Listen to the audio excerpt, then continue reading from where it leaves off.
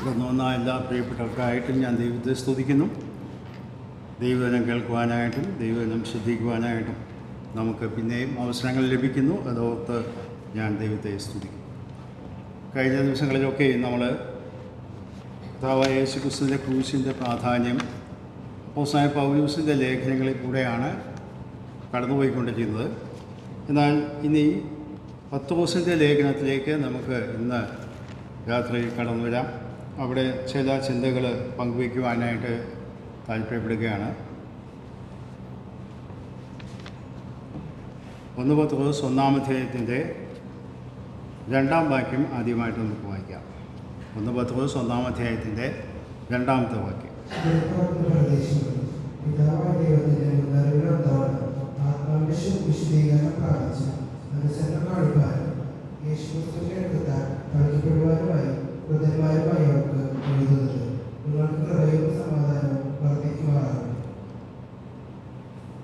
അപ്പോസ്തലനായ പത്രോസ് നമുക്ക് അറിയാം, യഹൂദന്മാരുടെ അപ്പോസ്തലനാണ്. എന്ന് പറഞ്ഞാൽ അപ്പോസ്തലനായ പൗലോസ് ജാതികൾക്ക് സുവിശേഷം അറിയിക്കുവാൻ വേണ്ടി പ്രത്യേകമായി വേർതിരിക്കപ്പെട്ടവനും, പത്രോസ് യഹൂദന്മാരായ വിശ്വാസികളോട് സുവിശേഷം അറിയിക്കുക അല്ലെങ്കിൽ ദൈവവചനം പങ്കുവയ്ക്കുവാനായിട്ടൊക്കെ വേർതിരിക്കപ്പെട്ട വ്യക്തിയാണ് എന്ന് നമുക്കറിയാം. അതുകൊണ്ട് തന്നെ പത്രോസിൻ്റെ ലേഖനം നാം വായിക്കുമ്പോൾ പഴയ നിയമ പശ്ചാത്തലം അതിൻ്റെ ഉള്ളിലുണ്ടായിരിക്കും എന്ന് നാം മനസ്സിലാക്കണം.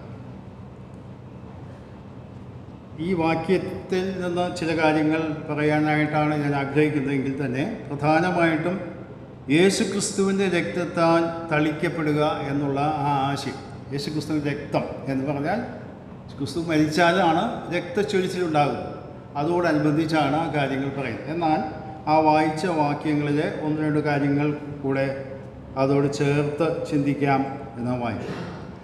ഈ വാക്യം നാം ശ്രദ്ധിച്ച് വായിച്ചാൽ മനുഷ്യൻ്റെ രക്ഷയോട് ബന്ധപ്പെട്ട് പിതാവിൻ്റെയും പുത്രൻ്റെയും പരിശുദ്ധാത്മാവിൻ്റെയും പങ്കാളിത്തം വളരെ വ്യക്തമായിട്ട് വെളിപ്പെടുത്തുന്ന ഒരു വാക്യമാണ്. പിതാവായ ദൈവം, പരിശുദ്ധാത്മാവായ ദൈവം, പുത്രനാം ദൈവം രക്ഷയുടെ വിവിധ മേഖലകളിൽ അവരെങ്ങനെ ഇതിൽ ബന്ധപ്പെട്ടിരിക്കുന്നു എന്നുള്ളത് ഇവിടെ വ്യക്തമായിട്ട് പറയുന്നുണ്ട്. പലപ്പോഴും നാം വിചാരിക്കുന്നത് രക്ഷാപ്രവൃത്തി യേശുക്രിസ്തുവിൻ്റെ ക്രൂശുമരണത്താലാണ്. അത് ശരിയാണ് താൻ. എന്നാൽ അവിടെ മാത്രം ആരംഭിച്ച, ക്രൂശിൽ മാത്രം ആരംഭിച്ച ഒരു കാര്യമല്ല അത്. ഇവിടെ വളരെ വ്യക്തമായിട്ട് പറയുന്നു, നാം വായിക്കുന്നത് പിതാവായ ദൈവത്തിൻ്റെ മുന്നറിവിന് ഒത്തവണ്ണം. ഇവിടെ കർത്താവ് പത്രോസ് ഉദ്ദേശിക്കുന്നത് വിശ്വാസികളെ തെരഞ്ഞെടുപ്പിനെയാണ് എങ്കിൽ കൂടെ ഈ വാക്യത്തോട് ചേർത്ത് ഈ അധ്യായത്തിൻ്റെ തന്നെ 15-ാം വാക്യം കൂടി നമുക്ക് വായിച്ചാൽ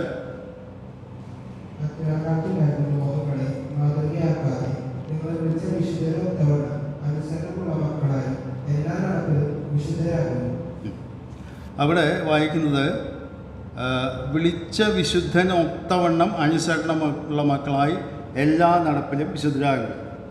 അപ്പോൾ ഈ കാര്യങ്ങൾ വായിക്കുമ്പോഴും നമുക്ക് മനസ്സിലാക്കാൻ കഴിയുന്നത് പിതാവായ ദൈവത്തിൻ്റെ പ്രവൃത്തി ആരംഭിച്ചത്. അതോട് ചേർത്ത് ഒരു വാക്യം കൂടി നമുക്ക് വായിക്കാം.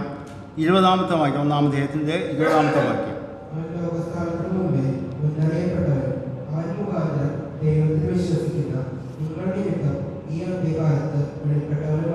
അപ്പോൾ യേശു കർത്താവിൻ്റെ ലോകസ്ഥാപനത്തിന് മുമ്പ്, അല്ലെങ്കിൽ കൊരിന്ത്യർ ലേഖനത്തിൽ വായിക്കുന്ന ലോക സൃഷ്ടിക്ക് മുമ്പേ എന്നൊക്കെയുള്ള വാക്യങ്ങളാണ് ഉപയോഗിച്ചിട്ടുള്ളത്. ഏതായിരുന്നാലും മനുഷ്യൻ പാപം ചെയ്യുകയും അതിനുശേഷമുണ്ടായ ഒരു കാര്യമാണ് രക്ഷാപ്രവർത്തനം എന്ന് ആരും ചിന്തിക്കാതിരിക്കാനായിട്ടാണ് ഈ കാര്യം പത്രോസ് ഇവിടെ ഊന്നൽ കൊടുക്കുന്നത്. ഇവിടെ നാം വായിക്കുന്നത് പിതാവായ ദൈവത്തിൻ്റെ മുന്നറിവിന് ഒത്തവണ്ണം. അപ്പോൾ നമ്മോടുള്ള രക്ഷാപദ്ധതി പിതാവായ ദൈവത്തിൻ്റെ മുന്നറിവിൽ ക്രമീകരിക്കപ്പെട്ടതാണ് എന്നാണ് ഇവിടെ പറയുന്നത്. 2-ാമത്തെ ഭാഗത്തേക്ക് ഞാൻ കടന്നു വരാം. അതിൻ്റെ വിശദീകരണങ്ങളിൽ പിന്നെ കിടക്കാം. ആത്മാവിൻ്റെ വിശുദ്ധീകരണം പ്രാപിച്ചവരാണ് എന്ന് പറഞ്ഞാൽ പരിശുദ്ധാത്മാവിൻ്റെ പ്രവർത്തനം കൂടെ ഒരു വ്യക്തി രക്ഷിക്കപ്പെടുമ്പോൾ നടക്കുന്നു. യേശു ക്രിസ്തു ക്രൂശിൽ മരിച്ചത് ഒരു ചരിത്ര സംഭവമാണ്. അത് ഒരു പ്രത്യേക സമയത്ത് നടന്നതും ആവർത്തിക്കുവാൻ ആവശ്യമില്ലാത്ത കാര്യം. എന്നാൽ ഇന്ന് കാലത്ത് അതെങ്ങനെ പ്രാവർത്തികമാകും? ദൈവത്തിൻ്റെ പരിശുദ്ധാത്മാവിൻ്റെ പ്രവർത്തനം തുടർച്ചയായിട്ട് നടക്കുമ്പോൾ മാത്രമാണ്. എന്ന് പറഞ്ഞാൽ ഒരു വ്യക്തിയെ പാപത്തെക്കുറിച്ചും നീതിയെക്കുറിച്ചും ന്യായവിധിയെക്കുറിച്ചും ബോധ്യപ്പെടുത്തുന്ന പ്രവർത്തനം നടക്കുമ്പോൾ ആ വ്യക്തിയുടെ ഉള്ളിൽ ചരിത്ര സംഭവമായി നമ്മുടെ മുമ്പിൽ അവതരിപ്പിക്കപ്പെട്ടിട്ടുള്ളതായ യേശുക്രിസ്തുവിൻ്റെ ക്രൂശ് മരണം എൻ്റെ പാപത്തിൻ്റെ പകരമായി മരിച്ച വ്യക്തി കാര്യമാണെന്ന് ഞാൻ അംഗീകരിക്കുമ്പോൾ മാത്രമാണ് ഞാൻ രക്ഷിക്കപ്പെടും. എന്ന് പറഞ്ഞാൽ ഇപ്പോഴും പരിശുദ്ധാത്മാവിൻ്റെ വിശുദ്ധീകരണം എന്ന് കർത്താവിലേക്ക് സ്വീകരിക്കുക എന്നുള്ള അർത്ഥം കൂടെ ഇവിടെ കാണുന്നു. മൂന്നാമത് കാണുന്നത് യേശുക്രിസ്തുവിൻ്റെ രക്തത്താൽ തളിക്കപ്പെടുക എന്നുള്ളത്. എന്ന് പറഞ്ഞാൽ അതിനും ഒരു പ്രത്യേക ആശയങ്ങൾ ഉണ്ട്. ഞാനിതിൻ്റെ ആദ്യത്തെ ഭാഗത്തേക്ക് കിടക്കട്ടെ. പിതാവിനാൽ മുന്നറിയപ്പെട്ടവർ എന്ന് പറഞ്ഞാൽ നാം പല ഭാഗങ്ങളും വേദപുസ്തകത്തിൽ വായിച്ചു നോക്കിയാൽ ഈ പ്രയോഗത്തിൻ്റെ ആശയം പല സ്ഥലത്തും പറയപ്പെടുന്നതായിട്ട് കാണാൻ സാധിക്കും. ഇതിൻ്റെ ഒരു ലളിതമായ ആശയം ഞാൻ കേൾപ്പിച്ചു തരാം. അപ്പോസ്തല പ്രവൃത്തി 13-ാം അധ്യായം. അവിടെ അപ്പോസ്തലനായ പൗലോസിൻ്റെ പ്രസംഗമധ്യേ ഉണ്ടായ ഒരു സംഭവമാണ്. അപ്പോസ്തല പ്രവൃത്തി 13-ാം അധ്യായത്തിൻ്റെ 48-ാമത്തെ വാക്യം.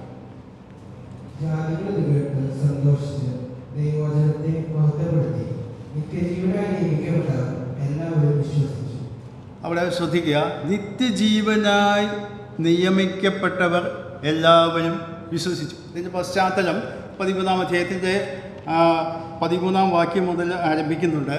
പിസിദ്യ ദേശത്തിൽ അന്ത്യോക്യയിൽ ദൈവവചനം പ്രസംഗിക്കാനായിട്ട് ഇടയായി. ആദ്യത്തെ ശബ്ബത്ത് നാളിൽ ദൈവവചനം പ്രസംഗിച്ചപ്പോൾ അവിടെയുള്ള ആളുകൾക്കൊക്കെ വളരെ താല്പര്യം തോന്നി. അവരാവശ്യപ്പെട്ടു, അടുത്ത ശബ്ബത്തിലും ഈ കാര്യങ്ങൾ സംസാരിക്കണം. നിങ്ങൾ നോക്കിയാൽ മതി, ആ ഭാഗത്ത് കാണാൻ സാധിക്കും. അങ്ങനെ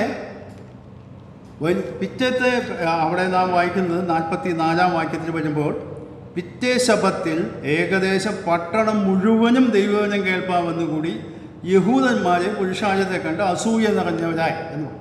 അപ്പോൾ രണ്ടാമത്തെ ശബ്ബത്തിൽ ആ പ്രദേശത്തുള്ള ആളുകളൊക്കെ തിങ്ങിക്കൂടി കണ്ടപ്പോൾ യഹൂദന്മാർക്ക് വല്ലാത്ത അസൂയ തോന്നി. കാരണം നൂതനമായ ഒരു സുവിശേഷമാണ് ഇവിടെ പ്രസംഗിക്കപ്പെടുന്നത്. ഇത് കേൾക്കാൻ ഇത്രയും ആൾക്കാർ വന്നാൽ അവരുടെ മതത്തിന് പ്രസക്തി ഇല്ലാതാകും എന്നുള്ള ഒരു ചിന്ത അവർ ഭരിച്ച് അവർ വലിയ പ്രശ്നങ്ങളൊക്കെ ഉണ്ടാക്കിയപ്പോൾ നാം വായിക്കുന്നത് പൗലോസ് അവരോട് പറയുന്നതുണ്ട് 47-ാം വാക്യത്തിൽ. 46-ന്റെ അവസാന ഭാഗത്ത്, നിങ്ങളെ തന്നെ നിത്യജീവൻ അയോഗ്യരെന്ന് വിധിച്ചു കളയുന്നതിനാൽ ഇതാ ഞങ്ങൾ ജാതികളിലേക്ക് തിരികെ. അങ്ങനെയാണ് ഈ സംഭവം ഉണ്ടായത്. അപ്പോൾ യഹൂദന്മാരെ ഒഴിവാക്കി ജാതികളോട് സുവിശേഷം പറഞ്ഞപ്പോൾ അവിടെ നാം വായിക്കുന്നത്, ജാതികൾ ഇത് കേട്ട് 44-ാം വാക്യത്തിൽ സന്തോഷിച്ചു, ദൈവവചനത്തെ മഹത്വപ്പെടുത്തി, നിത്യജീവനായി നിയമിക്കപ്പെട്ടവരെല്ലാവരും വിശ്വസിച്ചു. അപ്പോൾ ഇത് നാം മനസ്സിലാക്കേണ്ടത്, ദൈവത്തിൻ്റെ മുന്നറിവിന് ഒത്തവണ്ണം നിയമിക്കപ്പെട്ടവർ പല ഭാഗത്തുണ്ട്. എന്നാൽ നാം മനസ്സിലാക്കേണ്ടത്, ഇതിൽ ശ്രദ്ധിക്കേണ്ട ഒരു കാര്യം, ദൈവവചനം വളരെ വ്യക്തമായി പറയുന്ന ഒരു കാര്യം, ദൈവത്തിൻ്റെ ഒത്ത ആണ് കാര്യങ്ങൾ നടക്കുന്നതെങ്കിലും മനുഷ്യൻ്റെ തീരുമാനത്തിൻ്റെ അടിസ്ഥാനത്തിലാണ് കാര്യങ്ങൾ പുരോഗമിക്കുന്നത്. നമുക്കൊരു വേദഭാഗം കൂടി വായിക്കാം. യോഹന്നാന്റെ സുവിശേഷം 6-ാം അധ്യായം.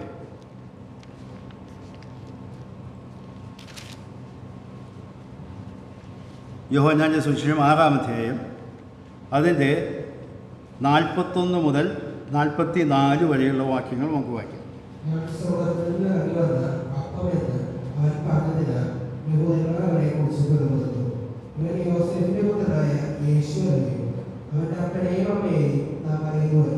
പിന്നെ ഞാൻ സ്വർഗ്ഗത്തിൽ നിന്ന് ഇറങ്ങി വന്നു എന്ന് അവൻ പറയുന്നത് എങ്ങനെയെന്ന് അവൻ പറഞ്ഞു. യേശു അവനോട് ഉത്തരം പറഞ്ഞത്, നിങ്ങൾ തമ്മിൽ പിറുപിറുക്കേണ്ട. എന്നെ അയച്ച പിതാവ് ആവശ്യമില്ലാതെ ആർക്കും എൻ്റെ അടുക്കൽ വരുവാൻ കഴിയുകയില്ല. മതി, അത്രയും മതി. ഇവിടെ അതിൻ്റെ പശ്ചാത്തലം മനസ്സിലാക്കാൻ വേണ്ടിയാണ് ഞാൻ 41-ാം വാക്യം മുതൽ പറഞ്ഞത്. അതിന് തൊട്ട് മുമ്പുള്ളത് ഞാൻ സ്വർഗത്തിൽ നിന്ന് ഇറങ്ങുന്ന ജീവനുള്ള അപ്പമാണ് എന്ന് പറഞ്ഞപ്പോൾ യഹൂദന്മാർക്ക് അത് ഉൾക്കൊള്ളാൻ കഴിഞ്ഞില്ല. ഇവൻ ആരാ എന്ന് പറയാം? ഇവൻ യേശുവാണ്, യോസെഫിൻ്റെ മറിയുടെ മകനായ യേശു, നസ്രത്തുകാരനായ സാധാരണക്കാരനായ മനുഷ്യൻ. ഇവൻ ദൈവപുത്രനാണ്. അംഗീകരിക്കാൻ കഴിയാതെ അവർ തമ്മിൽ കുശി ഇവൻ എന്തൊക്കെയായി പറയുന്നത്, നമ്മുടെ യുക്തിക്ക് മനസ്സിലാകുന്നില്ലല്ലോ, ഇവൻ്റെ അവകാശവാദങ്ങൾ നമുക്ക് അംഗീകരിക്കാൻ കഴിയുന്നതല്ല എന്ന് പറഞ്ഞപ്പോൾ കർത്താവ് അതിന് പറഞ്ഞ മറുപടിയാണ് നമ്മൾ 44-ാം വാക്യത്തിൽ വായിക്കേണ്ടത്. നിങ്ങൾ വെറുക്കണ്ട, കാരണം എന്നെ അയച്ച പിതാവ് ആകർഷിച്ചിട്ടല്ലാതെ ആർക്കും എൻ്റെ അടുക്കാൻ വരുവാൻ കഴിയുകയില്ല. പിതാവായ ദൈവത്താൽ ഇവിടെ ആകർഷിക്കുക എന്ന വാക്കിൻ്റെ അർത്ഥം അല്പം വിശദമായി നമ്മൾ ശ്രദ്ധിച്ചാൽ വളരെ ബലം പ്രയോഗിച്ച് ആളെ കൊണ്ടുവരുന്നു എന്നുള്ള ആശയം വരാവുന്ന വാക്കാണ് അവിടെ ഉപയോഗിച്ചിട്ടുള്ളത്. എന്ന് പറഞ്ഞാൽ അവർ വേണോ വേണ്ടതെന്ന് സംശയിക്കുമ്പോൾ അവരുടെ ഹൃദയത്തിൽ പരിശുദ്ധാത്മാവ് ശക്തമായി പ്രേരിപ്പിച്ച് ഇതാണ് വാസ്തവം എന്ന് അറിയത്തക്കവണ്ണം അംഗീകരിക്കത്തക്കവണ്ണം അവരുടെ ഹൃദയങ്ങളെ ഒരുക്കി കർത്താവിലേക്ക് വരും. മത്തായി സുവിശേഷം 16-ാം അധ്യായത്തിൽ നമുക്കറിയാം, എടുത്ത് വായിക്കാതെ നമുക്കറിയാം, കർത്താവ് ശിഷ്യന്മാരോട് ചോദിച്ചു, നിങ്ങൾ എന്നെക്കുറിച്ച് എന്താണ് പറയുന്നത്, ജനം എന്ത് പറയുന്നു എന്നൊക്കെ ചോദിച്ചു.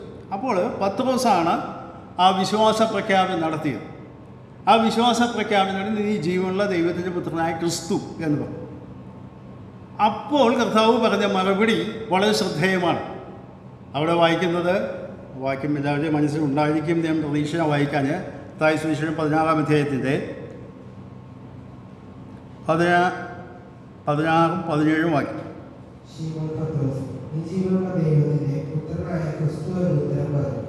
യേശു അവരോട്, മറിയോനെ ശിമോനെ, നീ ഭാഗ്യവാൻ, ജനരക്തങ്ങളല്ല സ്വർഗ്ഗസ്ഥനായ എന്റെ പിതാവത്രേ നിനക്ക് ഇത് വെളിപ്പെടുത്തിയത്. ഇവിടെ പത്രോസ് ഈ കാര്യം മനസ്സിലാക്കിയിട്ടുള്ള ആളാണ് വ്യക്തിപരമായിട്ട്.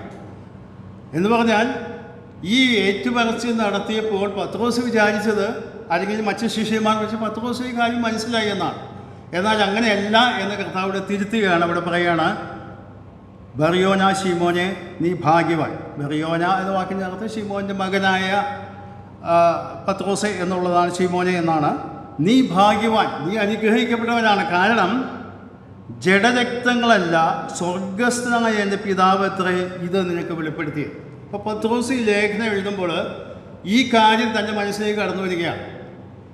യേശു ക്രിസ്തു നേരിട്ട് തന്നോട് പറഞ്ഞത് പിതാവായ ദൈവം വെളിപ്പെടുത്തി തന്നതാണ് ഇത് എന്ന് പറഞ്ഞാൽ പിതാവായ ദൈവത്തിൻ്റെ മുന്നറിവിനൊത്തമാണ് ഓരോ വ്യക്തികളും കർത്താവിൻ്റെ അടുക്കിലേക്ക് വരുന്നതും രക്ഷിക്കപ്പെടും.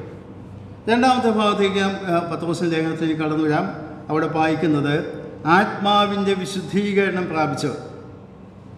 കർത്താവായ യേശു ക്രിസ്തു ഞാൻ നേരത്തെ സൂചിപ്പിച്ചതുപോലെ പരിശുദ്ധാത്മാവിൻ്റെ പ്രവർത്തനത്തിലും കൂടെ ഫലമായിട്ടാണ് വ്യക്തികളിലേക്ക് ദൈവത്തിൻ്റെ സ്നേഹം പകരുന്നത്.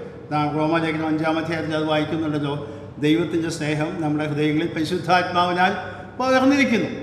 അപ്പോൾ അതിൻ്റെ അർത്ഥം ദൈവസ്നേഹം ഒരു വ്യക്തിയുടെ ഹൃദയത്തിലേക്ക് കടക്കണമെങ്കിൽ പരിശുദ്ധാത്മാവിൻ്റെ പ്രവർത്തനം അവിടെ നടക്കും.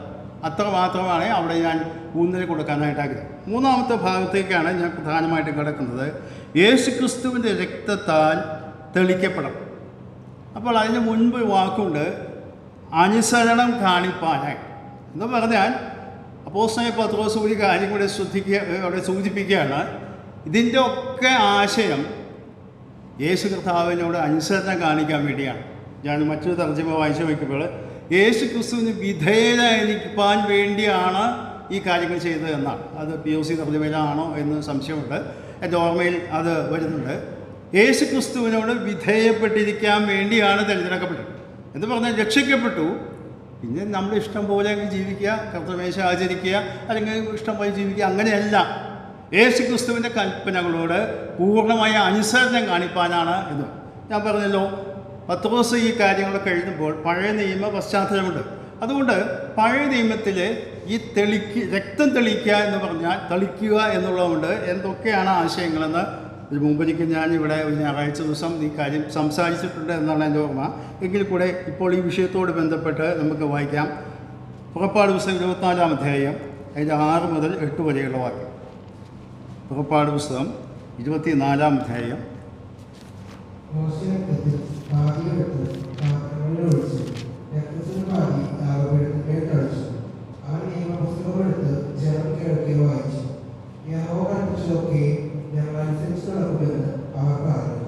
അപ്പോൾ മോശെ രക്തമെടുത്ത് ജലത്തിന്മേൽ തളിച്ചു. ഈ സകല ജനങ്ങളും ആധാരമാക്കി യഹോവ നിങ്ങളോട് ചെയ്തിരിക്കുന്ന ദൈവത്തിന്റെ രക്തം ഇതാവെന്ന് പറഞ്ഞു. അപ്പോൾ അവിടെ 2-3 കാര്യങ്ങളാണ് പ്രത്യേകമായി ശ്രദ്ധിക്കേണ്ടത്. രക്തം തെളിക്കുന്നതോടുകൂടെ ആ പ്രക്രിയയിൽ ഉൾപ്പെട്ടതായിട്ട് നാം മനസ്സിലാക്കുന്നത് ഒരു പുതിയ നിയമം അവരോട് ചെയ്യുക, ദൈവത്തോട് ഒരു ഉടമ്പടി അവർ ചെയ്യുകയാണ്. നമുക്കറിയാം, രക്ഷിക്കപ്പെടുന്ന സമയത്ത് നാം ഏറ്റു പറയുന്നത് നാം അതിൻ്റെ ആശയങ്ങൾ മുഴുവൻ മനസ്സിലാക്കിയിട്ടല്ല ആ സമയത്ത് അത് പറയുന്നു. യേശുവിനെ ഞാൻ എൻ്റെ കർത്താവും രക്ഷിതാവുമായി അംഗീകരിച്ചു. കർത്താവ് എന്ന വാക്കിന് വിവിധമായ ആശയങ്ങളുണ്ട്. പ്രധാനമായ ആശയം എൻ്റെ ജീവിതത്തിൻ്റെ യജമാനനായിട്ട് ഞാൻ അംഗീകരിക്കുന്നു. ഇനി എനിക്ക് യാതൊരു അവകാശങ്ങളുമില്ല, അത് മുഴുവൻ ഞാൻ ഏൽപ്പിച്ചു തരുന്നു എന്നുള്ളതാണ്. ഇവിടെ വായിക്കുന്നത് ഈ നിയമത്തിൻ്റെ രക്തമാണ് അവരുടെ മുമ്പിൽ തളി. അതിനോട് ചേർത്ത് അതിന് മുമ്പ് നാം വായിക്കുന്നത് യഹോവ കൽപ്പിച്ചതൊക്കെ ഞങ്ങൾ അനുസരിച്ച് നടക്കും. അപ്പോൾ അനുസരണത്തിന് വേണ്ടിയും കൂടെയാണ് ഈ രക്തത്തളിപ്പ് അവിടെ ഉണ്ട്. രക്ഷ എന്നുള്ളത് നമ്മുടെ ആത്മാവിൻ്റെ രക്ഷയാണ്.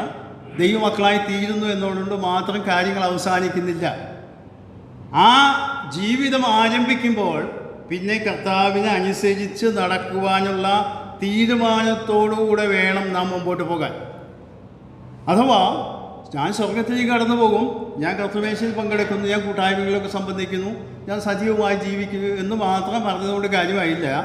ഇവിടെ അപ്പോസ്തലനായ പത്രോസ് ചൂണ്ടിക്കാണിക്കുകയാണ്, യേശു ക്രിസ്തുവിനോട് അനുസരണം കാണിപ്പാനും കൂടെ ഉദ്ദേശിച്ചാണ് നിങ്ങളെ രക്തം തളിച്ച് വീണ്ടെടുത്തിരിക്കുന്നത്, രക്ഷിച്ചിട്ടുള്ളത്. ഇവിടെ അതിൻ്റെ ആശയം വെളിപ്പെടുത്താൻ വേണ്ടിയാണ് ഈ ഭാഗം ഞാൻ വായിച്ചത്. അപ്പോൾ കർത്താവിനോട് അനുസരണം കാണിപ്പാനാണ് എന്ന് കാണാം. മറ്റൊരു ആശയം അത് പുറപ്പാട് പുസ്തകം 29-ാം അധ്യായത്തിൻ്റെ 20-21. അതിന്റെ രക്തം കുറയെടുത്ത് അഹരോന്റെ വലത്തെ കാലിലും അവന്റെ പുത്രന്മാരുടെ വലത്തെ കാലിലും അവരുടെ വലത്തെ കൈയുടെ പെരുവിരലിലും വലത്തെ കാലിന്റെ പെരുവിരലിലും പുരട്ടി രക്തം യാഗപീഠത്തിന്റെ ചുറ്റും തളിക്കണം. പിന്നെ ഈ യാഗപീഠത്തിന്മേലുള്ള രക്തവും അഭിഷേക തൈലവും കുറേശ്ശെ എടുത്ത് അഹരോന്റെ മേലും അവന്റെ വസ്ത്രത്തിന്മേലും അവന്റെ പുത്രന്മാരുടെ മേലും അവരുടെ വസ്ത്രത്തിന്മേലും തളിക്കണം. ഇങ്ങനെ അവരും അവന്റെ വസ്ത്രവും അവന്റെ പുത്രന്മാരും അവരുടെ വസ്ത്രവും ശുദ്ധീകരിക്കപ്പെടും. ഇവിടെ അഹരോന്റെ പുത്രന്മാരുടെ കാര്യമാണ് പറയുന്നത്. ശുശ്രൂഷയ്ക്ക് വേണ്ടി വേർതിരിക്കപ്പെടുന്ന ഒരു കൂട്ടമാണ്. ലേവ്യ പുസ്തകം 8-ാം അധ്യായത്തിൻ്റെ 30-ാമത്തെ വാക്യം കൂടെ ഇതോട് ചേർത്ത് വായിക്കാം. മോശാഭിഷേകതൈലവും യാഗപീഠത്തിന്മേലുള്ള രക്തവും കുറേശ്ശെ എടുത്ത് അഹരോന്റെ മേലും അവന്റെ വസ്ത്രത്തിന്മേലും അവന്റെ പുത്രന്മാരുടെ മേലും പുത്രന്മാരുടെ വസ്ത്രത്തിന്മേലും തളിച്ചു.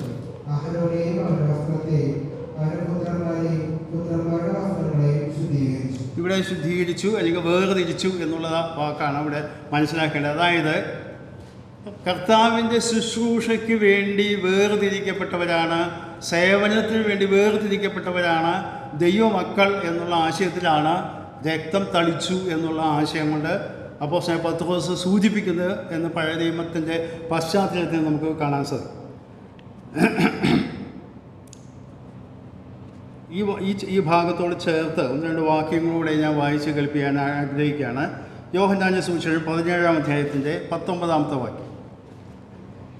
അവരുടെ സാക്ഷാൽ വിശുദ്ധീകരിക്കപ്പെട്ടവരാകേണ്ടതിന് ഞാൻ അവർക്ക് വേണ്ടി എന്നെ തന്നെ വിശുദ്ധീകരിക്കുന്നു. ഇവിടെ കർത്താവിൻ്റെ പ്രാർത്ഥനയാണ് കാണുന്നത്. തൻ്റെ ശുശ്രൂഷയൊക്കെ അവസാനിച്ച് താൻ ഗെത്സമന തോട്ടത്തിലേക്ക് കടന്നു പോകാൻ പോകുന്നതിന് മുൻപ് ചെയ്യുന്ന പിതാവിനോട് ചെയ്യുന്ന മധ്യസ്ഥ പ്രാർത്ഥനയാണ്. ഇതിനെപ്പറ്റി വലിയ പ്രസംഗങ്ങളൊക്കെ നാം കേട്ടു. എന്നാൽ ഈ വാക്ക് മാത്രമാണ് ഞാൻ എടുക്കാൻ ഉദ്ദേശിക്കുന്നത്. അവരും സാക്ഷാൽ വിശുദ്ധീകരിക്കപ്പെട്ടവരാകേണ്ടതിന് ഞാൻ അവർക്ക് വേണ്ടി എന്നെ തന്നെ വിശുദ്ധീകരിക്കും എന്ന് പറഞ്ഞാൽ, എനിക്ക് വേണ്ടി അവർ വിശുദ്ധീകരിക്കപ്പെടുന്നതിന് മുമ്പ് ഞാൻ അവർക്ക് വേണ്ടി തന്നെ വിശുദ്ധീകരിക്കുകയാണ്. എന്നാൽ അതിൻ്റെ അർത്ഥം ഞാൻ ഇവർക്ക് വേണ്ടി സ്വർഗത്തിൽ നിന്ന് ഇറങ്ങി വന്ന ദൈവപുത്രനാണ്, മനുഷ്യപുത്രനായി ജീവിച്ചു, ദൈവത്തോടുള്ള സമത്വം പുറകെ പിടിച്ചുകൊള്ളാതെ എൻ്റെ അധികാരങ്ങളും പദവികളൊക്കെ മാറ്റിവെച്ച് ഇവർക്ക് വേണ്ടി എന്നെ തന്നെ ഞാൻ വേർപെടുത്തിയിരിക്കുകയാണ്. അങ്ങനെയാണ് ഇവരെ ഞാൻ വിശുദ്ധരാക്കി തീർക്കുന്നത്. ഇതിൻ്റെ ആശയം മനസ്സിലാക്കുന്ന ഒരു വാക്യം കൂടി വായിക്കാം. എബ്രായ ലേഖനം അതിൻ്റെ 9-ാം അധ്യായത്തിൻ്റെ 14-ാം വാക്യം.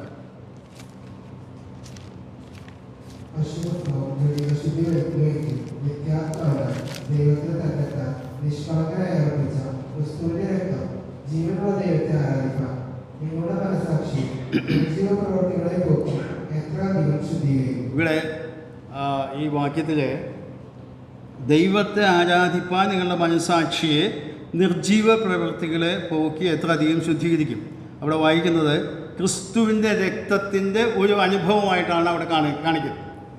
ഇവിടെ ആരാധിപ്പാൻ എന്ന വാക്കാണ് നമ്മുടെ മലയാളം തർജ്ജമയിൽ വന്നിട്ടുള്ളത്. എന്നാൽ ഞാൻ പരിശോധിച്ചപ്പോൾ മലയാളത്തിലെ മറ്റ് തർജ്ജമകളിലും ഇംഗ്ലീഷ് തർജ്ജമകളിലും ഒന്നും തന്നെ ആരാധിക്കുക എന്ന വാക്കല്ല, അവിടെ സെർവ് അല്ലെങ്കിൽ ശുശ്രൂഷിക്കുക എന്ന വാക്കാണ് ഉപയോഗിച്ചത്. അത് അതിൻ്റെ വിശദീകരണം കിട്ടണമെങ്കിൽ നമ്മൾ സഹോദരൻ ഷോണി എളുപ്പമായിയുടെ ക്ലാസ് എടുത്തപ്പോൾ ആ കാര്യം വിശദീകരിച്ചു. നമ്മൾ ശ്രദ്ധിച്ച് കാണാൻ ഓർമ്മയുണ്ടാകുക എന്ന് ഞാൻ വിചാരിക്കുന്നു. ഗ്രീക്ക് ഭാഷയിൽ ഉപയോഗിച്ചിട്ടുള്ള വാക്കിന് ഈ രണ്ടർത്ഥങ്ങളും വരാവുന്ന ആശയമാണുള്ളത്. അതായത് സേവിക്കുക, ആരാധിക്കുക. ഒരു പുരോഹിതൻ ദൈവാലയത്തിൽ ശുശ്രൂഷിക്കുന്നതിനും അത് തുടർന്ന് ആരാധിക്കുന്നതിനും ഒക്കെ ഈ ഒറ്റ വാക്കാണ് ഉപയോഗിച്ചത്. അതുകൊണ്ട് തർജ്ജമക്കാരെ അർത്ഥമാണ് ഇവിടെ ഉദ്ദേശിക്കുന്നത് എന്ന് അവരുടെ ആശയത്തിലാണ് വെളിപ്പെടുത്തുന്നത്. അതുകൊണ്ട് മലയാളം ഈ സത്യവേദ പുസ്തകത്തിൽ മാത്രമാണ് ദൈവത്തെ ആരാധിപ്പാൻ എന്ന വാക്ക് ഉപയോഗിച്ചിട്ടുള്ളത്. മറ്റ് തർജ്ജമകളിൽ മലയാളത്തിലായാലും ഇംഗ്ലീഷിലായാലും ഒക്കെ ദൈവത്തെ ശുശ്രൂഷിപ്പാൻ എന്ന വാക്കാണ് അവിടെ ഉദ്ദേശിച്ചിട്ടുള്ളത്. അഥവാ ദൈവത്തിൻ്റെ സേവനത്തിലേക്ക് ഒരു വ്യക്തിയെ വേർതിരിക്കുവാൻ, ശുശ്രൂഷയ്ക്ക് വേണ്ടി വേർതിരിക്കുവാനുള്ളതായ പ്രക്രിയ കൂടെ ആ രക്തച്ചൊരിച്ചിൽ ഉൾപ്പെട്ടിട്ടുണ്ട്. ദൈവത്തെ ആരാധിക്കാൻ നിർമ്മല മനസാക്ഷിയുള്ളവനായി തീരണം. അവിടെ വായിക്കുന്നത് നിർജീവ പ്രവൃത്തികളെ പോക്കി ശുദ്ധീകരിക്കണം എന്നുള്ള ആശയമാണെങ്കിൽ തന്നെ ഇവിടെ ആ വാക്യത്തിൽ വളരെ ആശയങ്ങളുണ്ട്. ദൈവത്തിന് തന്നെത്താൻ നിഷ്കളങ്കനായി അർപ്പിച്ച എന്ന് പറയുമ്പോൾ നിഷ്കളങ്കനായി അർപ്പിച്ച എന്ന് പറഞ്ഞ വാക്കിൻ്റെ അർത്ഥം പെസഹ കുഞ്ഞാട് ഊനമില്ലാത്തതായി ഒരു കേടുപാടും ഒരു പോരായ്മയും ചൂണ്ടിക്കാണിക്കാൻ കഴിയാത്ത വ്യക്തി എന്ന നിലയിൽ. അതുമാത്രമല്ല ഇവിടെ വായിക്കുന്നത് തന്നെത്താൻ അർപ്പിച്ചു എന്ന് വളരെ ആശയങ്ങൾ ഉൾക്കൊള്ളുന്നൊരു വാക്കാണ് എബ്രായലേഖനത്തെ വാക്യം. അതിൻ്റെ ആശയങ്ങളിലേക്ക് മുഴുവൻ കിടക്കാൻ ഞാൻ ഉദ്ദേശിക്കുന്നില്ല. നമ്മുടെ വായിച്ച വാക്യത്തോട് ബന്ധപ്പെട്ട കാര്യം മാത്രമേ ഞാൻ പറയാനായിട്ട് ഉദ്ദേശിക്കുന്നുള്ളൂ. ജീവനുള്ള ക്രിസ്തുവിൻ്റെ രക്തം നമ്മുടെ ദൈവത്തിൻ്റെ ശുശ്രൂഷയ്ക്ക് വേണ്ടി നമ്മെ വേർതിരിക്കും. അപ്പോൾ 3 ആശയങ്ങളാണ് അവിടെ കാണാൻ സാധിക്കുന്നത്. 1 അനുസരണം കാണിപ്പാനായിട്ട്, 2 വേർതിരിക്കപ്പെട്ടവരായി ശുശ്രൂഷയ്ക്ക് വേണ്ടി ചെയ്യാനായിട്ട്, 3 ശുദ്ധീകരണം പ്രാപിച്ചവരായിട്ട് നാം തീരും. അതിന് ഒരു വാക്യം വായിച്ച് കൽപ്പിച്ചുതരാം. ലേവ്യ പുസ്തകം 14-ാം അധ്യായത്തിൻ്റെ 6-7 വാക്യം. അവിടെ കുഷ്ഠരോഗിയുടെ ശുദ്ധീകരണ പ്രക്രിയയാണ് അവിടെ പറയപ്പെടുന്നത്.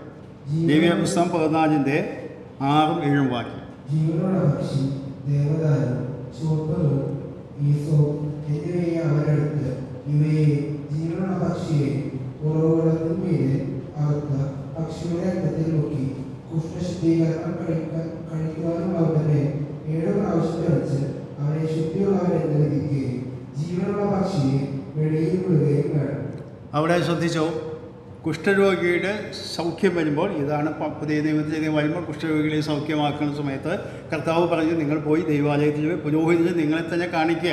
കാരണം പുരോഹിതനാണ് ഇത് പ്രഖ്യാപിക്കാനുള്ള അധികാരം ദൈവം നൽകിയിട്ടുള്ളത് പഴയ നിയമകാലത്ത്. അപ്പോൾ കുഷ്ഠരോഗം എന്ന് പറഞ്ഞത് പാപത്തിൻ്റെ ഒരു ചിത്രമായിട്ടാണ് വേദപുസ്തകം പല സ്ഥലങ്ങളിലും കാണിക്കുന്നത്. അതുകൊണ്ട് ഇവിടെ പറയുന്നത് ശുദ്ധീകരണം പ്രാപിക്കുക, പാപമോചനം പ്രാപിക്കുക എന്ന ആശയങ്ങളെ ഈ രക്തത്തളിപ്പിൽ ഉൾപ്പെടുത്തിയിട്ടുണ്ട് എന്ന് കാണാൻ സാധിക്കും. നമ്മൾ ഈ 3 ആശയങ്ങളാണ് പത്രോസ് രക്തം തെളിക്കുക എന്നുള്ള ആശയത്തിൽ അവിടെ എഴുതിയിരിക്കുന്നത് എന്ന് കാണാൻ സാധിക്കും. ഇതിനോട് ചേർത്ത് ഞാൻ ആ കാര്യം കൂടി പറയട്ടെ. ഇതൊക്കെ നൽകപ്പെട്ടത് വൃതന്മാരായിട്ടുള്ള, വൃതന്മാർ എന്ന വാക്കിൻ്റെ അർത്ഥം തിരഞ്ഞെടുക്കപ്പെട്ടവരാണ് ഈ വ്യക്തികളെല്ലാം. ദൈവത്തിൻ്റെ തിരഞ്ഞെടുപ്പ് പിതാവിൻ്റെ മുന്നറിവിനൊത്തമാണ് തിരഞ്ഞെടുപ്പ്. എന്നാൽ ഈ തിരഞ്ഞെടുപ്പിൻ്റെ പ്രക്രിയ യേശു ക്രിസ്തുവിൻ്റെ രക്തത്തളിപ്പിലും ദൈവാത്മാവിൻ്റെ വിശുദ്ധീകരണത്തിലും കൂടെയാണ് പ്രാവർത്തികമായി വരുന്നത്.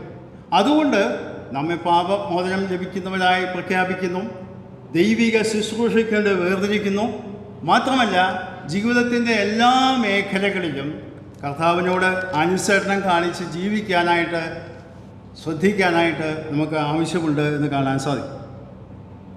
നാം നേരത്തെ വായിച്ച വേദഭാഗത്തും 1 പത്രോസ് 1:15 ആ വാക്യമുണ്ട്, നിങ്ങളെ വിളിച്ച വിശുദ്ധരും ഒത്തവണ്ണം അനുസരണമുള്ള മക്കളായി എല്ലാ നടപ്പിലും വിശുദ്ധരും. തുടർന്ന് 1-ാം അധ്യായത്തിൻ്റെ 18-19 വാക്യങ്ങൾ നമുക്ക് വായിക്കാം.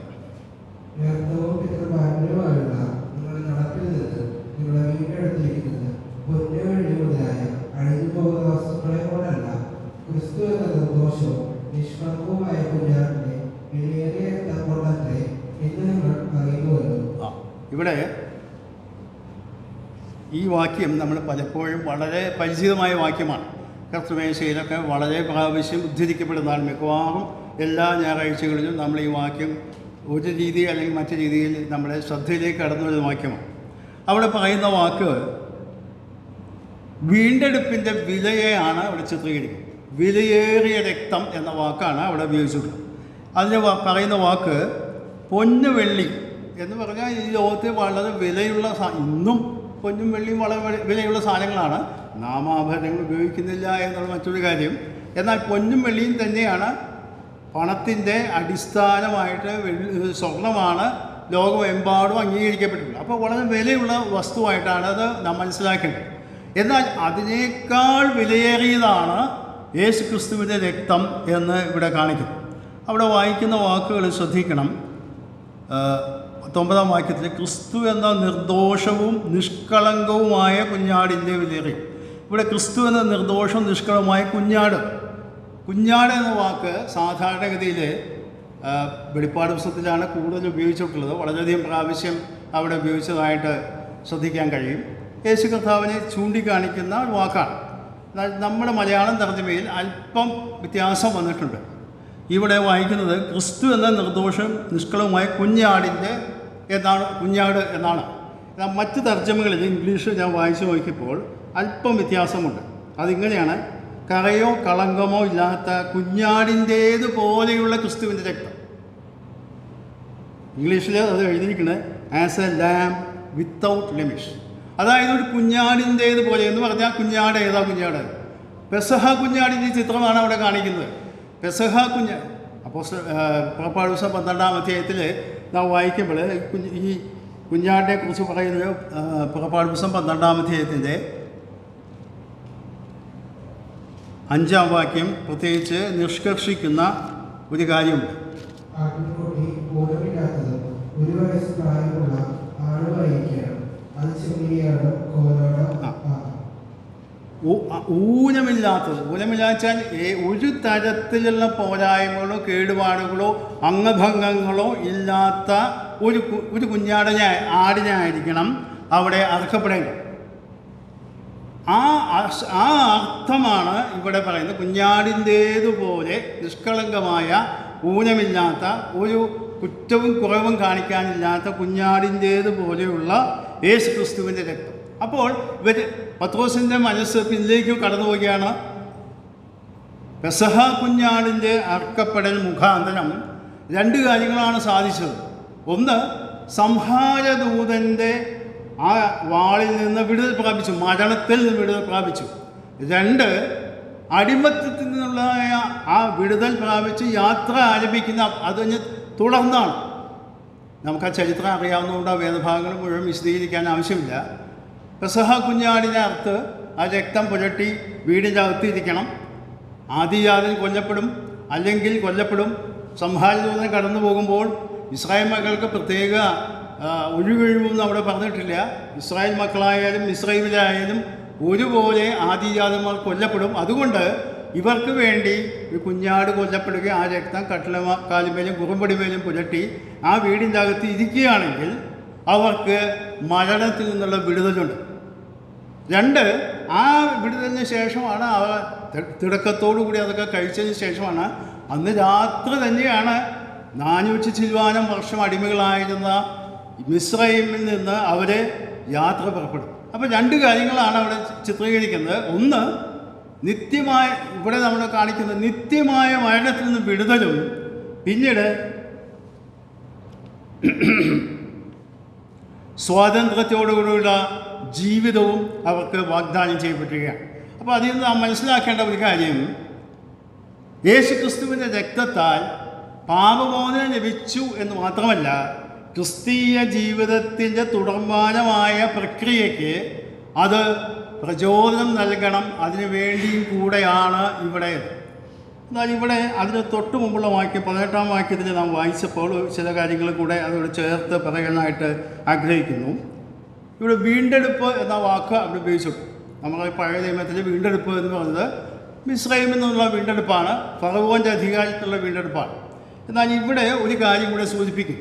കാരണം ഈ പുസ്തകം എഴുതിയത് ചിതറിപ്പാർക്കുന്ന 12 ഗോത്രങ്ങളിൽ പാർക്കുന്ന ജാതികളായി നിന്ന് വേർപെട്ട് വന്നിട്ടുള്ള ആളുകൾക്കാണ്.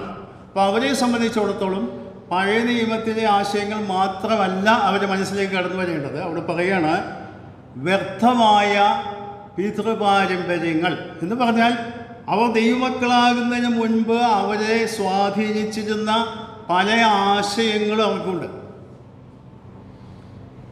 ഇവിടെ വ്യർത്ഥമായ പിതൃപാരമ്പര്യം എന്ന് വെച്ചാൽ ഞാൻ ഈ ഭാഗം വായിക്കാനും മനസ്സിലാക്കാനും ഒക്കെ ശ്രമിച്ചപ്പോഴേ ഏത് നാട്ടിലും നമുക്കറിയാം, നമ്മുടെ നാട്ടിലും ഉണ്ടാക്കണേ ചുറ്റുപാട് താമസിക്കുന്ന സമൂഹത്തിൽ ഉള്ള ആചാരങ്ങളും രീതികളൊക്കെ നമ്മളെയും സ്വാധീനിക്കും, നമ്മുടെ ചിന്താമണ്ഡലം സ്വാധീനിക്കും.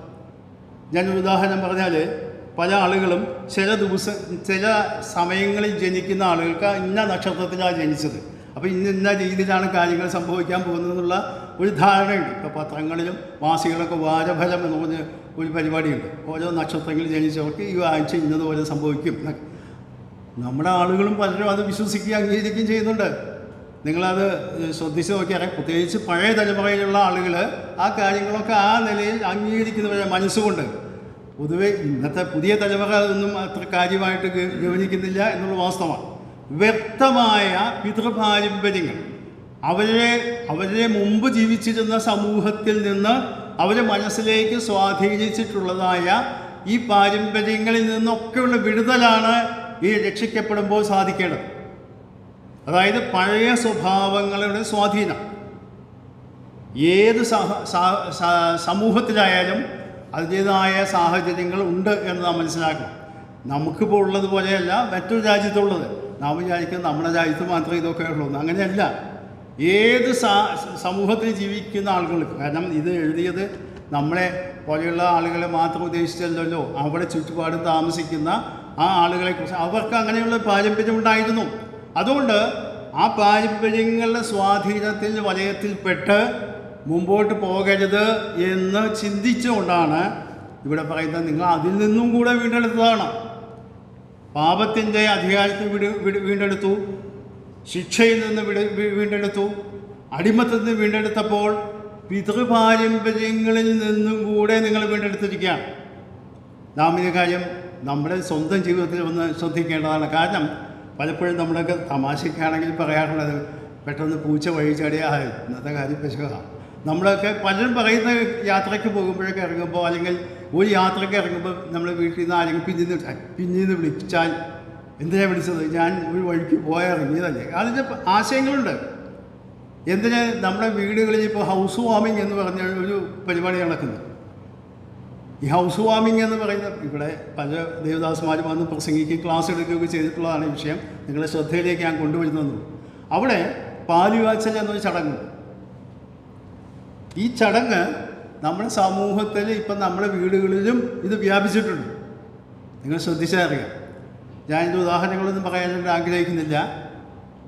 നമ്മൾ സാധാരണ ഹൗസ് വാമിങ് എന്ന് പറയുന്നത് അവിടെ പ്രാർത്ഥനാ യോഗം വയ്ക്കുന്നു, അവരെല്ലാവരും വരുന്നു, സന്തോഷിക്കുന്നു, ഭക്ഷണം കഴിച്ച് പിരിച്ചു പോകുന്നു, അല്ലെങ്കിൽ അങ്ങനെയൊക്കെയാണ് ദൈവത്തിന് സ്തുതിക്കും സ്തോത്രവും പ്രദേശങ്ങളൊക്കെ അർപ്പിച്ചു. എന്നാൽ അതിൻ്റെ ഉള്ളിൽ അടുക്കളയിൽ ചെന്ന് നോക്കിയാൽ അറിയാം, അവിടെ പാല് തിളപ്പിക്കുന്ന അത് തിളച്ച് മറിഞ്ഞു പോയാൽ അതൊരു ദേവിപ്രീതിക്ക് വേണ്ടി ചെയ്യുന്ന പ്രക്രിയയായിട്ടാണ് ഹൈന്ദവർ മനസ്സിലാക്കിയിട്ടുള്ളത്. ആ ആശയം നമ്മളും കടമെടുത്തുകൊണ്ട് പല ഭവനങ്ങളും പുതിയതായിട്ട് പണിയുമ്പോൾ അത് രഹസ്യമായിട്ടും പരസ്യമായിട്ടും ഒക്കെ ചെയ്തു. ഇവിടെ ഞാൻ പറയാൻ കാരണം, ഈ വേദവാക്യം നാം പലപ്പോഴും ശ്രദ്ധിക്കാറില്ല. നമ്മൾ അടുത്ത 19-ാം വാക്യം നമ്മൾ വായിക്കും. 18-ാം വാക്യത്തിൽ നമ്മൾ വീണ്ടെടുത്തപ്പോൾ ഈ ആശയങ്ങളിൽ നിന്നൊക്കെ ഉള്ളതായ വീണ്ടെടുപ്പാണ് അവിടെ നമ്മളെക്കുറിച്ച് ഉദ്ദേശിച്ചത് എന്ന് നാം മനസ്സിലാക്കും. ഞാൻ അത് വലിയ വിശദീകരണം കൂടാതെ മുമ്പോട്ട് പോകട്ടെ. 1 പത്രോസ് 2-ാം അധ്യായത്തിൻ്റെ 24-ാമത്തെ വാക്യം നമുക്ക് വായിക്കാം. നാം പാപം സംബന്ധിച്ച് മരിച്ചു നീതിക്ക് ജീവിക്കേണ്ടതിന് അവൻ തന്റെ ശരീരത്തിൽ നമ്മുടെ പാപങ്ങളെ ചുമന്നുകൊണ്ട് ക്രൂശിന്മേൽ കയറി അവന്റെ അടിമകളുള്ള നിങ്ങൾക്ക് സൗഖ്യം വന്നിരിക്കുന്നു. ഇവിടെ ഇതും നാം പലപ്പോഴും ഓർക്കുന്ന ഒരു വാക്യം. യെശയ്യാ പറഞ്ഞ 53-ാം അധ്യായത്തിൻ്റെ ഉദ്ധരണി എടുത്തുകൊണ്ടാണ് പത്രോസ് ഈ ഭാഗം അവിടെ അവതരിപ്പിക്കുന്നത്. അവിടെ വായിക്കുന്നത്, നമ്മുടെ പാപങ്ങളെ ചുമന്നുകൊണ്ട് ക്രൂശിന്മേൽ കയറി. അപ്പോൾ പാപപരിഹാരാർത്ഥമുള്ള ഒരു മരണമാണ് യേശു കർത്താവിൻ്റെ ക്രൂശ് മരണം. ഇവിടെ ക്രൂശിന്മേൽ കയറി എന്നാണ് ഇവിടെ നമ്മുടെ മലയാളത്തിൽ വന്നിട്ടുള്ളത്. എന്നാൽ ശരിക്കും മരത്തിന്മേൽ കയറി എന്നാണ്. മരത്തിന്മേലും ക്രൂശ്, ഞാൻ മുമ്പ് ആദ്യം തുടങ്ങിയപ്പോൾ പറയുകയുണ്ടായി, മരം എന്ന് പറഞ്ഞാലും ക്രൂശ് എന്ന് പറഞ്ഞാലും യഹൂദിനെ സംബന്ധിച്ച് ഒന്ന് തന്നെയാണ്. കാരണം ശാപകരമായ ഒരു മരണത്തിൻ്റെ ചിത്രമാണ് ക്രൂശ് മരണം, അല്ലെങ്കിൽ മരത്തിന്മേൽ തൂങ്ങുന്നവൻ ശപിക്കപ്പെട്ടവൻ എന്ന് എഴുതിയിരിക്കുന്നത് പോലെ ക്രിസ്തു നമുക്ക് വേണ്ടി ശാപമായി തീർന്ന ഗലാത്യലേഖനത്തിൽ വായിക്കുന്ന ആശയവും ഒന്നു തന്നെയാണ്. ഏതായിരുന്നാലും ക്രൂശിന്മേൽ കയറി അവൻ്റെ അടിപ്പണരാൽ നിങ്ങൾക്ക് സൗഖ്യമോ. ഇവിടെ വായിക്കുന്ന ആശയം പറയുമ്പോൾ രണ്ട് കാര്യം പറഞ്ഞിട്ട് അതിന് മൂന്നാമത്തെ ഒരു കാര്യത്തിലേക്ക് കൂടി ഞാൻ ചിന്തിക്കാം. ഇവിടെ ഒന്നാമത് പാപം വഹിച്ചുകൊണ്ടുള്ളൊരു മരണമാണ് യേശു കർത്താവിൻ്റെ ക്രൂശ് മരണം. നാം യോഹന്നാൻ്റെ സുവിശേഷം വായിക്കുമ്പോൾ യോഹന്നാൻ സ്നാപകൻ അവിടെ പറയുന്ന ഇതാ ലോകത്തിൻ്റെ പാപം ചുമക്കുന്ന ദൈവത്തിൻ്റെ കുഞ്ഞാണ്. അപ്പോൾ പാപം ചുമക്കുക എന്നുള്ള ആശയം പഴയ നിയമത്തിൽ നിന്ന് കടമെടുത്തതാണ്. യാഗവസ്തുവായ ഒരു മൃഗത്തെ കൊണ്ടുവരുമ്പോൾ ആ യാഗത്തിൻ്റെ തലയിൽ കൈവച്ച് ആ യാഗം പാപമൊക്കെ ഏറ്റുപറഞ്ഞ് ആ മൃഗത്തിന്മേൽ ചുമത്തി ഇട്ടാണ് അതിനെ കൊല്ലുകയോ അല്ലെങ്കിൽ മരുഭൂമിയിലേക്ക് അയക്കുകയോ ചെയ്യും. അപ്പോൾ അതിൻ്റെ അർത്ഥം പാപം വഹിക്കുക എന്നുള്ള ആശയം പെട്ടെന്ന് മനസ്സിലാക്കണമെങ്കിൽ പഴയ നിയമ സംഭവങ്ങൾ നമ്മുടെ ശ്രദ്ധയിലേക്ക് കടന്നു വരും. ആ പാപത്തിൻ്റെ കുറ്റം വഹിച്ചുകൊണ്ട്, അപ്പോൾ പാപം വഹിച്ചു എന്ന് മാത്രമല്ല, അവിടെ വായിക്കുന്നത് നമ്മുടെ പാപങ്ങൾ എന്ന് പറഞ്ഞാൽ നമുക്ക് പകരമായിട്ടാണ് ഈ ക്രൂശ് മരണം എന്നുള്ളത് ചിന്തിക്കാൻ കഴിയും. അത് നാം ചിന്തിക്കുമ്പോൾ തന്നെ ഈ പാരഗ്രാഫ് നമ്മളൊന്ന് ശ്രദ്ധിച്ച് വായിച്ചാൽ അവിടെ 18-ാം വാക്യം മുതലാണ് വായിക്കേണ്ടത്. അത് മുഴുവൻ വായിക്കാൻ ആവശ്യമില്ല. അവിടെ പറയുന്ന കാര്യം, നാം സമൂഹത്തിൽ ജീവിക്കുമ്പോൾ അവിടെ 19, 20, 21 വായിക്കാം. 1 പത്രോസ് 2-ന്റെ 19, 20, 21. ദൈവത്തെക്കുറിച്ചുള്ള മനോബോധം നിമിത്തം അന്യായമായ കഷ്ടവും ദുഃഖവും സഹിച്ചാൽ അത് പ്രസാദമാകുന്നു. നിങ്ങൾ കുറ്റം ചെയ്തിട്ട് അടികൊള്ളുന്നത് സഹിച്ചാൽ എന്ത് യശസ്സുള്ളൂ? അല്ല, നന്മ ചെയ്തിട്ട് കഷ്ടം സഹിച്ചാൽ അത് ദൈവത്തിന്റെ പ്രസാദം. അതിനായിട്ടല്ലോ നിങ്ങളെ വിളിച്ചിരിക്കുന്നത്. ക്രിസ്തു നിങ്ങൾക്ക് വേണ്ടി കഷ്ടം അനുഭവിച്ചു. നിങ്ങൾ അവന്റെ കാഴ്ചയുടെ പിന്തുടരുവാൻ ഒരു മാതൃക വെച്ചു പോയിരിക്കും. ഇവിടെ യേശു ക്രിസ്തുവിൻ്റെ മാതൃക ചൂണ്ടിക്കാണിച്ചുകൊണ്ട് അന്യായമായി കഷ്ടം അനുഭവിക്കുവാൻ ഉള്ള സാഹചര്യമുണ്ടായാൽ, അത് തൊഴിൽ മേഖലയിലായാലും മറ്റ് സമൂഹത്തിലായാലും ഉണ്ടായാൽ നാം അത് സഹിക്കണം. അതിനെ പ്രതികരിച്ച് സമരം ചെയ്ത് അല്ലെങ്കിൽ കോടതിയിൽ പോയി പ്രശ്നങ്ങൾ ഉണ്ടാക്കാനായിട്ടുള്ള ശ്രമമല്ല ചെയ്യേണ്ടത് എന്ന് കാണിക്കാൻ വേണ്ടി യേശു ക്രിസ്തുവിൻ്റെ മാതൃക അവിടെ കാണിച്ചുകൊണ്ട് പറയുകയാണ്. 22-ാം വാക്യത്തിൽ വായിക്കുമ്പോൾ, അവൻ പാപം ചെയ്തിട്ടില്ല, അവൻ്റെ വായിൽ വഞ്ചന, അവൻ തന്നെ ശകാരിച്ചിട്ട് പകരം ശകാരിച്ചില്ല, അതുപോലെ കഷ്ടം അനുഭവിച്ചിട്ട് ഭീഷണിപ്പെടുത്തിയില്ല. ഇതൊക്കെ പറയുമ്പോൾ അപ്പോസ്തലൻ പത്രോസ് ഈ യേശു കർത്താവിൻ്റെ വിസ്താരത്തിനൊക്കെ ദൃക്സാക്ഷിയാണ്. പുറമെയാണ് നിൽക്കുന്നതെങ്കിലും, അവളെ അകലം വിട്ടാണ് പിൻചെല്ലുന്നതെങ്കിലും ഈ കാര്യങ്ങളൊക്കെ അവൻ്റെ മനസ്സിലേക്ക് കടന്നു വരികയാണ്. യേശു കർത്താവിനെ വിസ്തരിക്കുമ്പോൾ വളരെ അപവാദങ്ങൾ ഇല്ലാത്ത കാര്യങ്ങൾ പറഞ്ഞു, പല ചോദ്യങ്ങൾ ചോദിച്ചു. ഒരു മറുപടിയും കർത്താവ് പറഞ്ഞില്ല. കർത്താവ് മറുപടി പറഞ്ഞത് ഏതാണെന്ന് അറിയാമോ? നീ ജീവനുള്ള ദൈവത്തിൻ്റെ പുത്രനായ ക്രിസ്തുവാണോ എന്ന് ചോദിച്ചപ്പോൾ അതേ എന്ന് പറഞ്ഞു. അല്ലാതെ തനിക്കെതിരെ ആരോപിച്ച ആരോപണങ്ങൾക്ക് ഒരു മറുപടി പോലും കർത്താവ് പറഞ്ഞില്ല. അതിനെ ഭീഷണിപ്പെടുത്താൻ പോലും ശ്രമിച്ചില്ല. തനിക്ക് അധികാരമുണ്ട്, താൻ അത് പ്രയോഗിച്ചാൽ ഇവർക്ക് ആർക്കും ഒന്നും ചെയ്യാൻ സാധ്യമല്ല, എന്നാൽ ദൈവിക പദ്ധതി അവിടെ നടപ്പിലാക്കുകയില്ല. അതുകൊണ്ട് ഇവിടെ പത്രോസ് പറയാണ്, ആ മാതൃക നിങ്ങൾ പിന്തുടരണം. അതിനു വേണ്ടിയാണ് ഈ ഭാഗങ്ങളൊക്കെ വിശദീകരിച്ചുകൊണ്ട് അതിൻ്റെ ഇടയ്ക്കാണ് ഈ ക്രൂശ് മരണം ചൂണ്ടിക്കാണിക്കുന്നത്. എന്ന് പറഞ്ഞാൽ ആത്യന്തികമായി അന്യായമായ എല്ലാ കാര്യങ്ങളും സഹിച്ചിട്ടും പിന്നെയും ക്രൂശ് മരണം താൻ അനുഭവിച്ചു. അപ്പോൾ ആ മാതൃക എടുത്തുകൊണ്ട് നിങ്ങളത് പിന്തുടരണം. നമുക്ക് മാതൃക വെച്ചു വരും. ഞാൻ പഴയ നിയമവും പുതിയ നിയമവും പഠിക്കാനായിട്ട് ശ്രമിച്ചപ്പോൾ മനസ്സിലാക്കാൻ കഴിഞ്ഞ പുതിയ നിയമത്തിൽ പല വ്യത്യാസങ്ങളും പഴയ നിയമവുമായിട്ട് നമുക്ക് കാണാൻ സാധിക്കും. അതിൽ ഒരു പ്രധാന വ്യത്യാസം, അവിടെ പല വ്യക്തികൾ മാതൃകകളായിട്ട് കാണാം. യോസഫ്, ദാനിയേലൊക്കെ നല്ല ഉന്നതമായ നിലവാരം പുലർത്തിയവരൊക്കെയാണ്. എന്നാൽ യേശു ക്രിസ്തുവിനെ പോലെ ഒരു പോരായ്മയുമില്ലാത്ത പൂർണ്ണനായ ഒരു മാതൃക അവിടെ കാണാൻ സാധിക്കില്ല.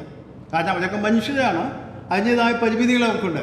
എന്നാൽ പുതിയ നിയമത്തിലേക്ക് വരുമ്പോൾ സുവിശേഷങ്ങളിൽ നാം വായിച്ചാൽ ഈ 3-3.5 കൊല്ലം താൻ കർത്താവ് ഭൂമിയിൽ ജീവിച്ച് ഇവരോട് കൂടി സഹവസിച്ചപ്പോൾ എങ്ങനെ ജീവിക്കണം, പാപം നിറഞ്ഞ ലോകത്തിൽ, പാപത്തിൻ്റെ സ്വാധീനമുള്ള ലോകത്തിൽ തന്നെ പ്രലോഭിപ്പിക്കുന്ന, തന്നെ കളിയാക്കുന്ന, തന്നെ കുടുക്കു ചോദ്യങ്ങൾ ചോദിച്ച് ബുദ്ധിമുട്ടിക്കുന്ന എല്ലാം തൻ്റെ കൂടെ നിന്ന ആളുകൾ പോലും തന്നെ ഉറ്റിക്കൊടുക്കുകയും കാണിച്ചു കൊടുക്കുകയും തന്നെ തള്ളിപ്പറയുകയും ഒക്കെ ചെയ്തിട്ടും കർത്താവിൻ്റെ പ്രതികരണം ന്യായമായി വിധിക്കുന്നവങ്കിൽ കാര്യം പരിമേൽപ്പിച്ചു.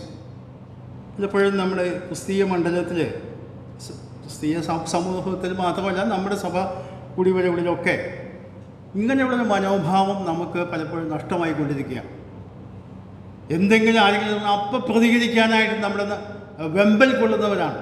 നമുക്കതിനുള്ള കഴിവുണ്ട്, നമുക്കതിന് ന്യായങ്ങളുണ്ട്, പറയാനായിട്ട് യുക്തിയുണ്ട്, പറഞ്ഞ് ഫലിപ്പിക്കാൻ കഴിയും എന്നുള്ള രീതിയിലുള്ള പ്രതികരണമാണ് പലപ്പോഴും നമ്മുടെ ഭാഗത്തുനിന്ന്. ഇവിടെ കാണിക്കുന്നത് ക്രിസ്തുവും നിങ്ങൾക്ക് വേണ്ടി കഷ്ടം അനുഭവിച്ചു, നിങ്ങളവൻ്റെ കാഴ്ചയോട് പിന്തുടരുവാൻ മാതൃക വിജയിച്ചു പോയിരിക്കുന്നു എന്നിട്ട് പറഞ്ഞിട്ട് ഈ 4-ാം അധ്യായത്തിലേക്ക് കടന്നു വരുമ്പോൾ പത്രോസ് ഇതേ വിഷയം രണ്ടാമത് എടുക്കുന്നുണ്ട്. 4-ാം അധ്യായത്തിൻ്റെ 15-16 നിങ്ങളിൽ ആരും കൊലപാതകനോ കള്ളനോ ദുഷ്പ്രവൃത്തിക്കാരനോ ആയിട്ടല്ല കഷ്ടം സഹിക്കേണ്ടത്. പരകാര്യത്തിൽ ഇടപെടുന്നവരായിട്ടുമല്ല. ക്രിസ്ത്യാനിയായിട്ട് കഷ്ടം സഹിക്കേണ്ടി വന്നാലും ലജ്ജിക്കരുത്. ഈ നാമം ധരിച്ചിട്ട് ദൈവത്തെ മഹത്വപ്പെടുത്തുകയത്രേ വേണ്ടത്. ഇവിടെ വാക്യസ്ഥിതി ക്രിസ്ത്യാനിയായിട്ട് കഷ്ടം അനുഭവിക്കും, ക്രിസ്ത്യാനിയായിട്ട് കഷ്ടം സഹിക്കണം. ഈ നാമം ധരിച്ചിട്ട് എന്താ ഈ നാമം? ക്രിസ്ത്യാനി എന്ന് പറഞ്ഞാൽ ക്രിസ്തുവിനെ അനുഗമിക്കുന്നവനാണ് ഞാൻ എന്ന് അവകാശപ്പെടുന്നു. നമുക്കറിയാം ഇന്ന് ലോകത്ത് ജാതി, മതം ഒക്കെ വളരെ പ്രാധാന്യമുള്ളതാണ്. അപ്പോൾ നടക്കുന്ന സംഭവങ്ങളൊക്കെ നമുക്കറിയാമല്ലോ. ജാതിയും മതവും അതിൻ്റെ വിഭാഗങ്ങളൊക്കെ കുറിച്ചുള്ള ചർച്ചകളൊക്കെ നടക്കുന്നുണ്ട്. എന്നാൽ നാം പറയുന്നത് നാം ക്രിസ്ത്യാനികളാണെന്ന്. ക്രിസ്ത്യാനികൾ എന്ന് പറഞ്ഞാൽ ക്രിസ്തുവിനെ അനുഗമിക്കുന്നവരാണ്. ക്രിസ്തുവിനെ അനുഗമിക്കുന്നു എന്നുള്ള നാമം ധരിച്ച നാം ഇവിടെ പറയുന്നത് കൊലപാതകനോ കള്ളനോ ദുഷ്പ്രവർത്തിക്കാരനോ അല്ലെങ്കിൽ മോശമായ കാര്യങ്ങൾ ചെയ്തിട്ട് അതിൻ്റെ പകരമായിട്ട് കഷ്ടം സഹിക്കേണ്ടി വന്നേക്കാം ചിലപ്പോൾ. അങ്ങനെ കഷ്ടം സഹിക്കുന്നതിന് യാതൊരു പ്രശംസനീയമായ ഒന്നും തന്നെ ഇല്ല. ഇവിടെ പറയുന്നത് ക്രിസ്ത്യാനിയായിട്ട് കഷ്ടം സഹിക്കേണ്ടി വന്നാലോ ലജ്ജിക്കരുത്, ഈ നാമം ധരിച്ചിട്ട് ദൈവത്തെ മഹത്വപ്പെടുത്തണം. എന്നിട്ടാണ് ഈ വാക്യങ്ങളിലേക്ക് നമ്മൾ തിരിച്ചൊന്ന് വന്ന് നോക്കുക. ക്രിസ്തുവും നിങ്ങൾക്ക് വേണ്ടി കഷ്ടം അനുഭവിച്ചു, നിങ്ങളവരെ കാഴ്ചയോട് പിന്തുടരുവാൻ ഒരു മാതൃക നിശ്ചയിച്ചു പോയി. അവൻ പാപം ചെയ്തിട്ടില്ല. കാരണം നമ്മളൊക്കെ ചിലപ്പോഴൊക്കെ പാപം അല്ലെങ്കിൽ തെറ്റായ കാര്യങ്ങളൊക്കെ ചെയ്തു പോകുന്നവരാണ്. എന്നാലും നാം നമ്മുടെ വശം ന്യായീകരിക്കാൻ വേണ്ടി പലപ്പോഴും വാദമുഖം ഉന്നയിക്കും, ഏത് വ്യക്തിയോടും കർക്കശമായി സംസാരിക്കും, അല്ലെങ്കിൽ വേദപുസ്തകത്തിൻ്റെ വാക്യങ്ങൾ തന്നെ എടുത്തുകൊണ്ട് ഉദ്ധരിച്ചുകൊണ്ട് അത് പറഞ്ഞ് ഫലിപ്പിക്കാനൊക്കെ ശ്രമിക്കും. എന്നാൽ ഇവിടെ കർത്താവ് നോക്കുക, കർത്താവിന് അധികാരമുണ്ട്, തനിക്കത് പറയാനുള്ള അവകാശമുണ്ട്. താനാണ് ഈ ലോകത്തെ സൃഷ്ടിച്ചത്, തന്നെ വഹിച്ചത്, ഈ മനുഷ്യനെ സൃഷ്ടിച്ചത് താനാണ്. എന്നാൽ മനുഷ്യൻ്റെ പാപപരിഹാരത്തിനായിട്ട് ക്രൂശ് മരിച്ച് പാപം സംബന്ധിച്ച് മരിച്ച് നീതിക്ക് ജീവിക്കുവാൻ ആവശ്യമായതുകൊണ്ട് ക്രിസ്തു കഷ്ടമനുഭവിച്ചു. മാത്രമല്ല നമ്മുടെ പാപങ്ങളെ ചുമന്നുകൊണ്ട് ക്രൂശിന്മേൽ കയറി അവൻ്റെ അടിപ്പണരാൽ നിങ്ങൾക്ക് സൗഖ്യം. അപ്പോൾ നമ്മൾ പലപ്പോഴും വായിക്കുമ്പോൾ ഈ അടിപ്പണരാൽ നമുക്ക് സൗഖ്യം വന്നു എന്ന് പറയുമ്പോൾ നാം മനസ്സിലാക്കേണ്ടത് ഇന്ന് നാം ക്രിസ്ത്യാനികളായി കർത്താവിൻ്റെ അനുയായികളായി തീർന്നിരിക്കുന്നു. പാപത്തിൻ്റെതായ എല്ലാ മാലിന്യങ്ങളിൽ നിന്നും വിടുതൽ പ്രാപിക്കുവാൻ ഉദ്ദേശിക്കപ്പെട്ടവരാണ് നാം. ദൈവമുമ്പാകെ വിശുദ്ധരായിട്ട് പ്രഖ്യാപിക്കപ്പെട്ടവരാണ് നാം. അതുകൊണ്ട് അതനുസരിച്ച് ജീവിക്കുവാൻ നമുക്ക് കാണാൻ കഴിയുന്നത്. ഇത് യെശയ്യാപ്രവചനം 53 ഉദ്ധരണിയാണ് എന്ന് ഞാൻ പറഞ്ഞല്ലോ. യേശു കർത്താവ് പല ഭാഗങ്ങളിലും സ്വന്തം വായ കൊണ്ട് തന്നെ ഈ യെശയ്യാപ്രവചനം 53 പല വാക്യങ്ങളും ഉദ്ധരിച്ചതായിട്ട് ഞാൻ ആദ്യ സമയങ്ങളിൽ സൂചിപ്പിക്കുകയുണ്ടായതിന് മുൻപ്. അത് ഇവിടെ പത്രോസും ആ വാക്യം എടുത്ത് ഉദ്ധരിച്ചുകൊണ്ട് ദൈവമക്കളെ ഉദ്ബോധിപ്പിക്കുകയാണ്. നമ്മുടെ പാപം വഹിച്ചു എന്ന് മാത്രമല്ല, നമുക്ക് പകരമായി തീർന്നു എന്ന് മാത്രമല്ല, നമുക്ക് മാതൃകയായി തീർന്നുകൊണ്ടും കൂടെയാണ് ക്രൂശുമരണം. ക്രൂശുമരണത്തിൽ അന്തർലീനമായ വലിയ സത്യം അതും കൂടെയാണ് എന്നാണ് ഇവിടെ പറയുന്നത്. അപ്പോൾ നാം പത്രോസിൻ്റെ ലേഖനത്തിൽ ചിന്തിച്ച വിഷയങ്ങൾ ഒന്ന് ഓടിപ്പിച്ച് പറഞ്ഞ് ഞാൻ ഇന്നത്തെ ചിന്ത ഇവിടെ അവസാനിപ്പിക്കട്ടെ. 1-ാം അധ്യായത്തിൽ നമ്മൾ വായിച്ചത് യേശു ക്രിസ്തുവിനോട് അനുസരണം കാണിപ്പാനാണ്. അത് യേശു ക്രിസ്തുവിന് വിധേയരായി ജീവിപ്പാനാണ്, നമ്മുടേതായ ഇഷ്ടത്തിന് ജീവിക്കാനല്ല. നാം 1 കൊരിന്ത്യർ 6-ാം അധ്യായത്തിലേക്ക് വരുമ്പോൾ അവിടെ ഒരു വാക്യമുണ്ട്, അത് വായിച്ച് ഞാൻ അവസാനിപ്പിക്കാൻ വിചാരിക്കും. 1 കൊരിന്ത്യർ 6-ാം അധ്യായത്തിൽ നമുക്ക് വളരെ പരിചിതമായ വാക്യമാണ്. അതിൻ്റെ 19-ാമത്തെ വാക്യം. ദൈവത്തിന്റെ ദാനമായി നിങ്ങളുടെ ഇരിക്കുന്ന പരിശുദ്ധാത്മാവിന്റെ മന്ദിരമാകുന്നു നിങ്ങളുടെ ശരീരമെന്നും നിങ്ങളെ വിലയ്ക്ക് വാങ്ങിയിരിക്കുക നിങ്ങൾ താതാക്കൾക്കുള്ളവരല്ല എന്നും അറിയുന്നില്ലയോ. ഇവിടെ പൗലോസിൻ്റെ വാക്കുകളാണത്. അവിടെ ഈ വാക്ക് പറയാണ്, നിങ്ങളെ വിലയ്ക്ക് വാങ്ങിയിരിക്കയാൽ നിങ്ങൾ താന്താങ്ങൾക്കുള്ളവരല്ല.